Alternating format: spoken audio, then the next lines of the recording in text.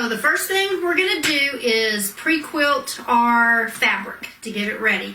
So what we're going to use is the what I'm using is the edge-to-edge quilting. Okay, and you could pre-quilt your fabric however you wanted to. If you are good at free motion, you could do that. You could just do linear quilting with your walking foot, but I'm going to do the edge-to-edge.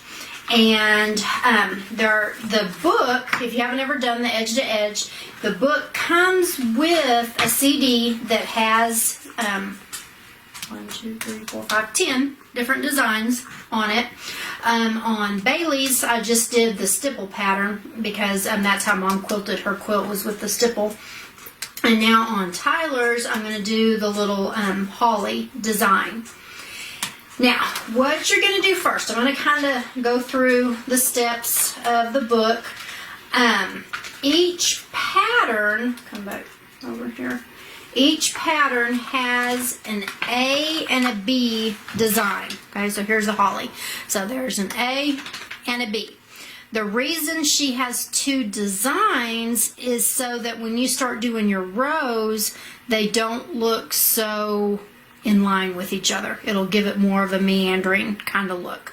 And I'll explain that here in a little bit. But you have two designs that you'll put on your USB stick for each pattern that you're doing. Then, and I'm not going to go through kind of step by step. I do most of what she does in the book, but then I kind of put my own little flair on some things. But one thing she has you do is stitch out some templates. And so I've done that. I stitched, I just used the poly mesh stabilizer, and I hooped it up. This is my A design. So I stitched off one of those, and then I stitched off one of the B designs. When you're done stitching, before you unhoop the poly mesh out of your hoop, you want to like mark it. This is the top of the hoop. This is the small, I'm doing the small size, and this is the A. And then while it's still in the hoop, you're going to mark the your templates, and we're going to use these plastic templates that come with your hoops a lot. I use them a lot. You mark the center dots, okay? And then before you take it out of the hoop also, you kind of draw around the inside of your hoop. So this would be like if this was still in my hoop, before you unhoop it, you just take your pin and draw around the center of that. And then once you take it out of the hoop, then you can connect your dots, and that gives you the center line for your design. And this, I kind of do, like I said, I do most of the things the way she does it in the book, and then I've kind of put my own flair on some of this. So, do your templates, A and your B. So you have one stitched out for each of those. Then, on my plastic template, what I do is, and you may have to zoom in on this, I have this piece of tape up here that is showing me where the very top of my design is. So I just laid a piece of tape down where the very top of that design.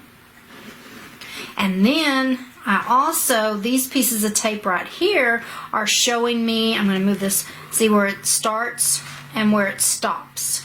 So I laid that down, and I have like little arrows pointing to those points. So that's my ending point, that's my starting point of the design. So I'm using the stitched off template to help me mark my plastic template for my hoop.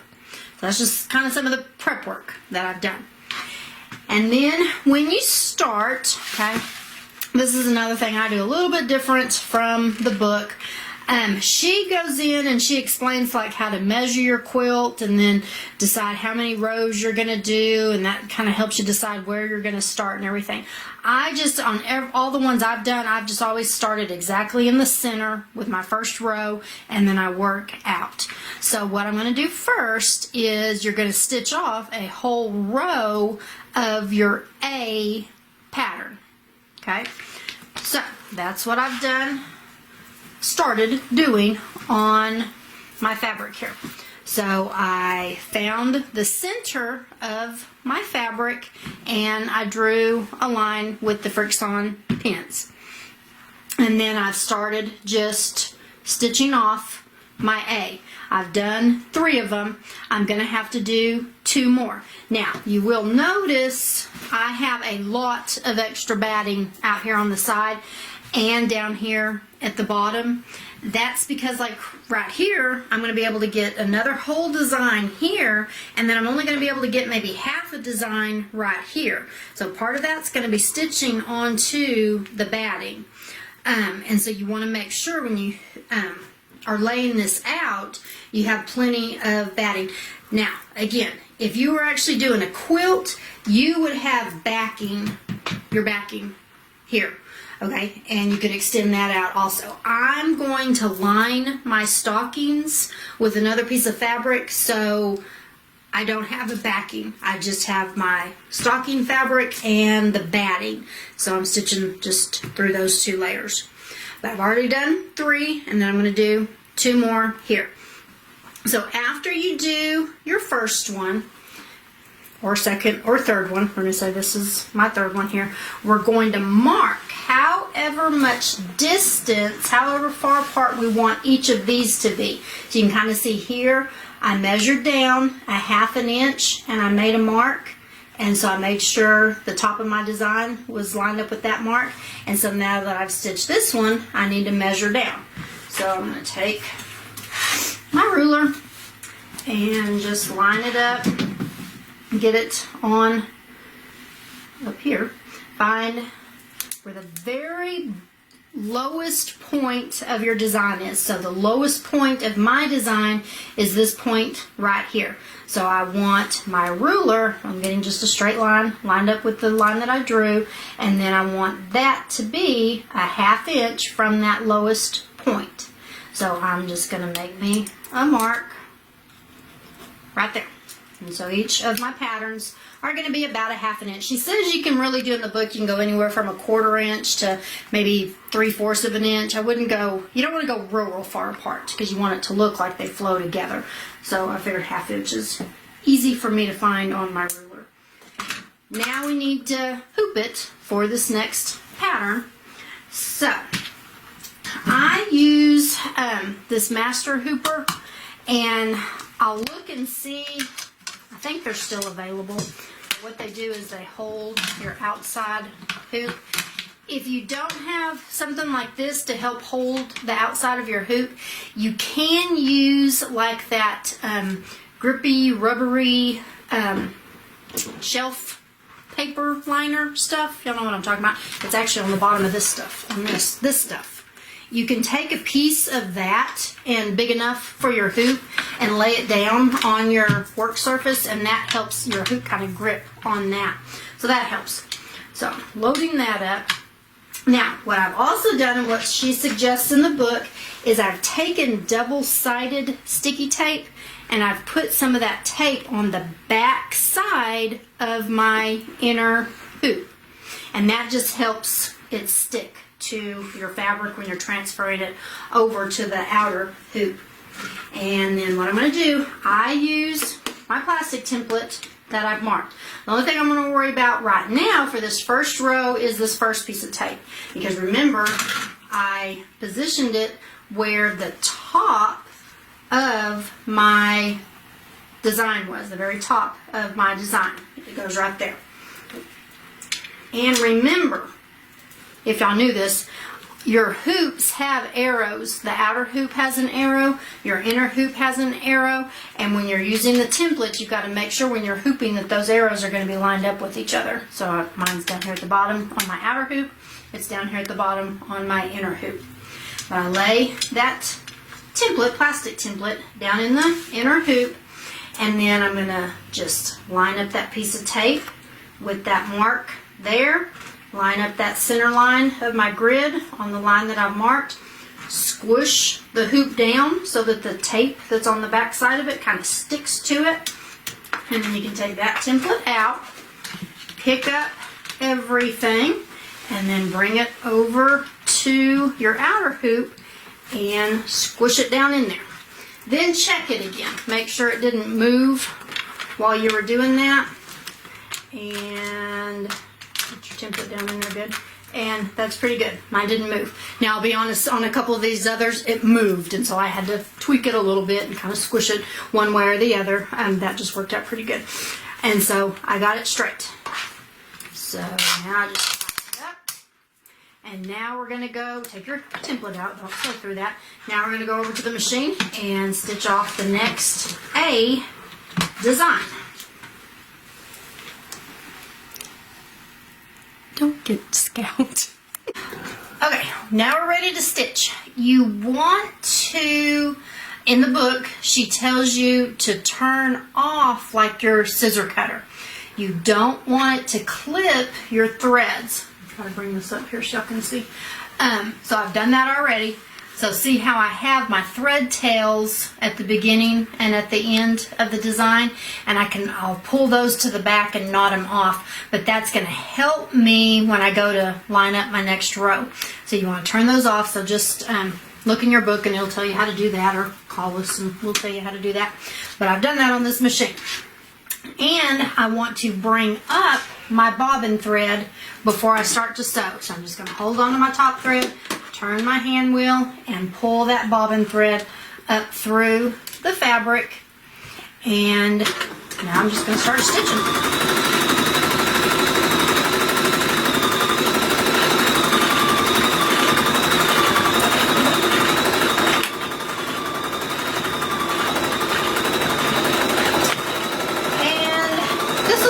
Bit, so we'll come back and I'll do the next one, and then I'll show you how to do the next row. Okay, I finished stitching that one, and now I'm ready to do this last one. And this is the one that's going to be like halfway on, halfway off. And so I don't want my foot catching on that edge, so I just took a piece of Kimberbell tape and taped it down. And then I laid and I've marked 1/2 inch away from the bottom of that design, and got my inner hoop placed and stuck it down good with the tape on the back side. And then I'll just bring it over and this one. And oh, I gotta check that. I moved that around a lot. Pretty good. Okay, and then I'll just go back and stitch this one. Now, one thing you want to be careful when you are putting this on and off your machine, make sure you do not get any of this part of your quilt that's back here at the back tucked up underneath your hoop. So make sure you have that all out of the way. Now, I'm going to show you something also. I like saving these pieces of batting down here for other projects. So I don't necessarily want to sew down here. And the way this design is going to start going, it's going to start and then it's going to come down here and do all this part of the holly before it comes back up and stitches up here on my fabric. So I'm just going to forward through all that part. Just get on through those stitches, and that way I don't waste my batting down there. I can use it for something else. And so just keep going until you can kind of follow it on your machine where it's at in the design, and then once it gets up here onto my fabric, so I'll start it right there, and then it'll just finish the top part of my quilt design. Except I do need that part right there. I didn't think of that. Okay, back up. Yeah, I gotta do that. I didn't think about that. We gotta get that first stitching line there. So I do want to stitch that part just a little bit because that's what helps us line it up. Okay, so I got that part. Now I'll forward through the rest of it. Okay, now I'll go through all that.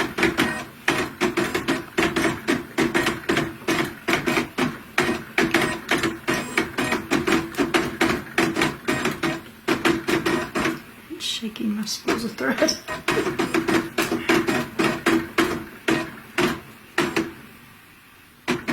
Okay, start stitching right there. Okay, and now we'll finish that and we'll come back and I'll show you how to do your next row after this. I finished the first row, and so that whole row was done with the A pattern, and now I'm ready to do the second row. I'm going to work to the right, so that way the bulk of my quilt is to my left. So when I'm at the machine, the bulk of your quilt is always over to the side, so it's not wadded up there in the middle of your machine most of the time. Now, I like to have a line to go by. Okay, this is not in the book, I don't think. So what I do is I take that B template, okay, that we stitched off, because this row is going to be sewn with the B design, and I line up. This is where the first design stopped, and I'm going to line that up with where this next design is going to start. So you can kind of see through this poly mesh stabilizer, and I just kind of line that up, and then I measure how far the center of this first design, okay, that's how far over that is to the center of this design, and it's 4.5 inches. So I just went ahead and marked 4.5 inches all the way down. That just helps me stay straight. In the book, she's telling you and showing you how to line up, you know, this point with that stopping point of the previous design. But if you line up that point, you could accidentally hoop crooked and still have that point lined up. So I like to have a reference point to make sure I'm going straight. So I do that. So I've marked the 4.5 inches away from that first line all the way down. Now, this is again why I use the plastic template. I laid my plastic template for my hoop on top of this template that I stitched out, and I took my little blue painter's tape and I put a piece here, and I've drawn an arrow where that point is, that's the stopping point, and where that starting point is for this design. So now when I go to hoop, I'm going to get this up here closer because I'm going to start back here at the top. Take my inner hoop, make sure my arrow is down here at the bottom. I'm stuck to the tape. Good grief. Lay the plastic template down in there, and I'm going to line up that point on my tape, that arrow that I drew, with that point on the design, and get straight with that template. Does that make sense? Okay.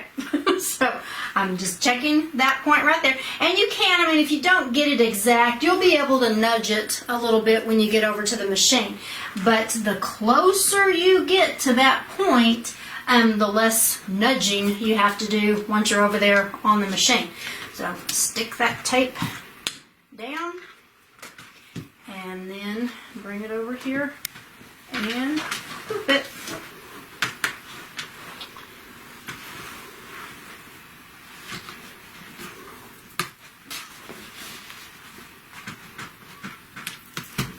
And then check that again.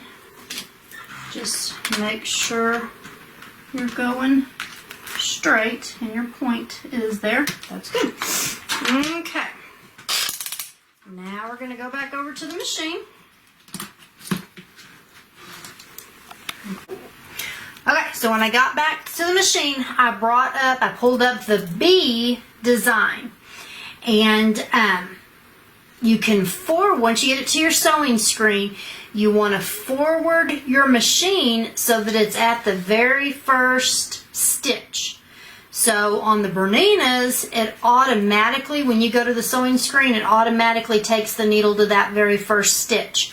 On the Brothers and the Baby Locks, on your screen, you go to that little icon that's the needle with the minus and the plus, and you just do the +1 one time, and that takes your needle to that first stitch. And then I can see how close I am to the ending point of the first design, and my needle is right on, so that those designs are going to be intertwined with each other now, or connected with each other. So I'm going to go ahead and if they're not, then you would just move your design until your needle is to that point.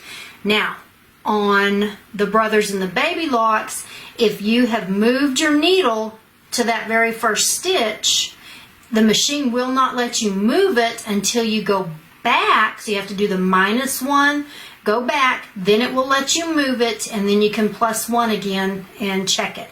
So you kind of have to go back and forth. So that's why it's try to get it as close when you're hooping as possible, and then you don't have to do so much back and forth when you're at the machine. So now I'm ready to start, so I'm just going to bring that bobbin thread up again and hold on to it and start sewing.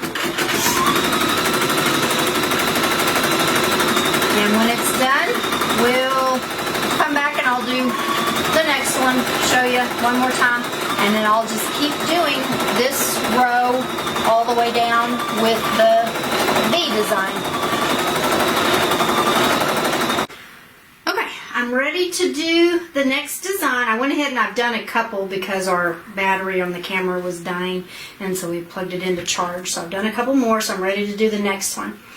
Now again, this is our second row, our B design, and I'm lining it up with the ending point from our A pattern. So when I'm doing this row, I don't need to mark the 1/2 inch down like I did with this first row, because I'm lining it up at this point instead of that point. So just, you don't have to mark that. All I'm doing again is make sure my arrow is down, put my template in there. I'm lining up the arrow on my blue piece of tape with that ending point from row A, and then getting it straight with my line there, and then smooshing it down, and then I'll just hoop it, stitch this one off, and then I'll go ahead and I'll do the next one, and I'll put my piece of tape down here at the bottom again, stitch off this next one, and so I'll do these two, stitch those off, and then I'll come back and show you what we'll do on the next row over here. Okay, so I finished my first 3 rows. So I went ahead and did the third row here.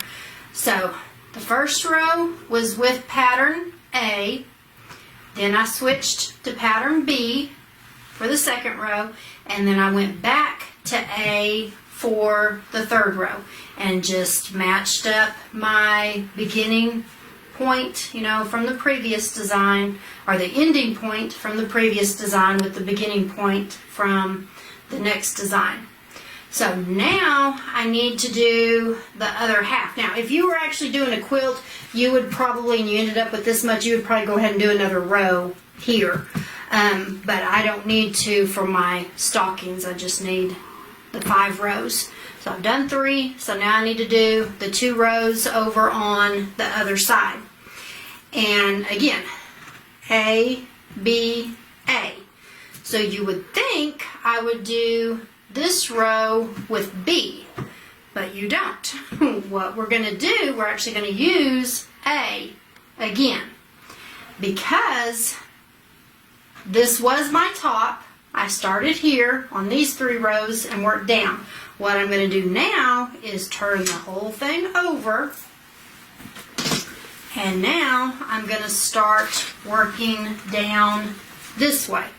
So because, again, I want the bulk of my quilt to the left, so that way it's not wadded up in the middle of my machine. So these 2 rows I'm going to start up here, which is actually the bottom where I taped it, okay? And I'm going to do row A all the way down, and then I'll change to B and do the next row going down with B. So with here, I need to match up that point. So I'm going to take my template, lay it inside here. Oh, and I did put fresh tape on the back side of my hoop because it was losing sticky. So I refreshed that. Scoot this down here so I can see it a little bit better. Okay, so I'm lining up. I measured the 4.5 inches over, and lining up that starting point of that design. Make sure my line is straight here. Stick my tape down, and then I'll hoop this. And then again, I don't want to stitch up here on my batting, so it'll start sewing and it'll sew this bottom part, and then I'll just stop the machine when it starts sewing the design up here on the top. And then I'll just keep working down, matching those points all the way down with pattern A. Okay, so just a reminder, when I get back over here to the machine, I've brought the design up, it's still on A, and you're just matching your needle with the last stitch of that design. So just make sure when you start that your needle is coming down on that point, and then just bring up the bobbin thread and then just start stitching. And again, I'll let it do this bottom part, and then I'll stop it when it gets to that top part so it doesn't stitch on my batting. And then I'll just keep going down. And I am done with the quilting. I kind of timed myself, and it took me about 5 minutes for each hooping. And there are 5 hoopings in each row.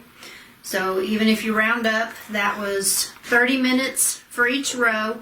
And I did 5 rows, so it took me about 2.5 hours to do all of the quilting.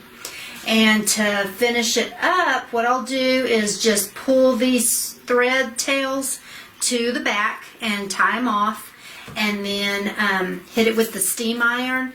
And the steam iron will get rid of all of my markings, and it will kind of draw up my fabric just a little bit to make it look kind of quilted. And then I will be ready to cut out my stockings and do the appliques. And I will show you all about that in the next video. Thanks.